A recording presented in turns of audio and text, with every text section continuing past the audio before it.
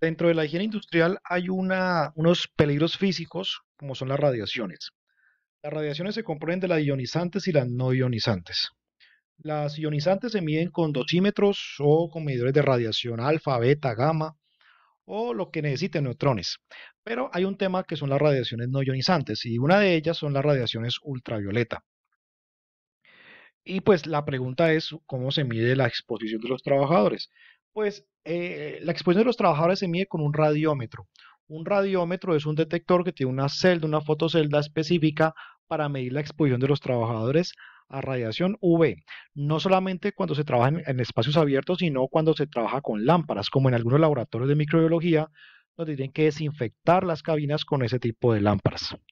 Por ejemplo, hoy en día es muy común ver cabinas de flujo laminar en la cual se manejan microorganismos, bacterias, hongos o incluso virus, las cuales tienen que esterilizarse antes de trabajar en ellas. Entonces, estas traen una lámpara UV en la cual la persona que la va a trabajar la enciende unos 10-15 minutos al día antes de trabajar y esta lámpara UV pues esteriliza el material biológico que haya en la cabina.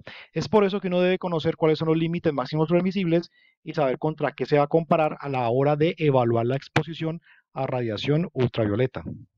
Es por ello que cuando las empresas tienen lámparas UVE o procesos donde haya exposición a la radiación ultravioleta, pues hay que hacer mediciones de higiene. Esas mediciones se hacen con radiómetro y hay que tener en cuenta los límites máximos permisibles. Por ejemplo, esta es una tabla, esta es los límites máximos permisibles para radiación ultravioleta y la efectividad espectral relativa. La primera columna es la longitud de onda, la segunda y la tercera son los límites máximos permisibles en julio por metro cuadrado o en milijulios por centímetro cuadrado. Esas son las columnas 2 y 3. Y la última columna es el valor de la efectividad espectral relativa. Esto tiene que ver con el tipo de radiación. Normalmente estos TLBs se emplean para fuentes de radiación ultravioleta de banda ancha. ¿Qué son la banda ancha? Aquellas fuentes que tienen radiación UV entre 180 a 400 nanómetros. Esa es como la banda ancha. Y que generan peligro corneal. ¿Qué es el peligro corneal? Pues el peligro de afectaciones a la córnea, que es una parte de nuestros ojos. Entonces, ¿cómo se interpreta esta tabla?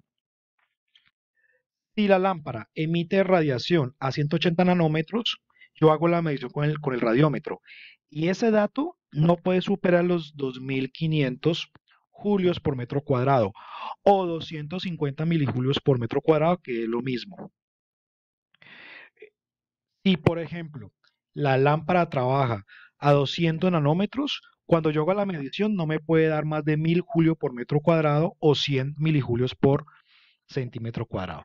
De modo tal que con esta tabla yo puedo identificar si realmente, según la longitud de onda a la que trabaje la lámpara o la fuente de radiación UV, pues hay unos niveles muy altos de exposición o no. Si el valor a cada longitud de onda excede estos valores, quiere decir que la persona tiene un riesgo ocular alto y hay que suministrarle gafas de protección con filtro UV.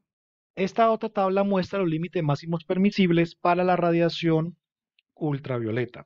Entonces, según esta tabla, para una persona que trabaje 8 horas, el límite máximo permisible va a ser de 0.0001 milivatio por centímetro cuadrado.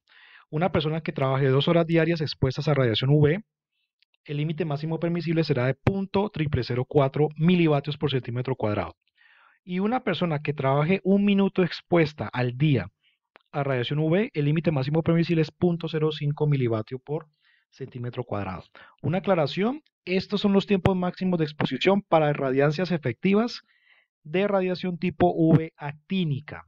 Si no, no aplicaría. Y también pues hay otra serie de fórmulas que le permiten a uno calcular el tiempo máximo de exposición.